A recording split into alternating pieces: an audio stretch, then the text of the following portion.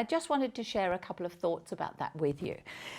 The magazine here shows a quilt kind of in, it is coloured, but they're subtle shades. So one of the things that I like to do when I see a graphic like that is not be influenced or sidetracked by the fabrics they chose. I like to take it to the photocopier. What that will give you are tonal values, which are very useful for scrap quilts. The other thing is that without actually checking on the detail of the quilt making, you've actually got no idea of the size of any of the pieces, which is actually quite useful. It's a little bit misleading. It's a bit like looking at an atlas when I was younger, and we were told, that the size of Australia versus the size of England. Well, as far as I was concerned, they both fitted the same size page. So how would you know that Australia is so vast? The same applies, though, to the patchwork pieces. So looking at this black and white and tonal representation, we could make those pieces any size we like. In fact, I think in the actual quilt, the bigger pieces here are something like 20 inches.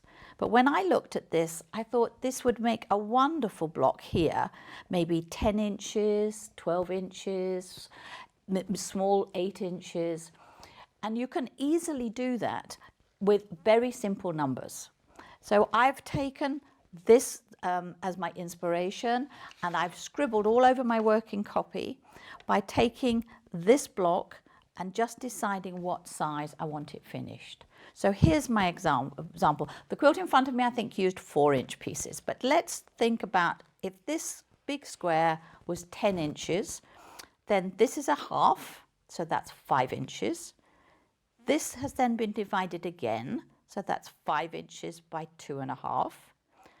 So this would be the same, and these ones you've got 4 little squares, and they are each 2.5.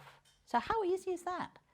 Just remember, those are the finished sizes. So when you come to writing your instructions to yourself, you have to add a 1/2 inch, but it is a 1/2 inch to each of those dimensions, because by remembering that, you won't miss out that middle seam allowance.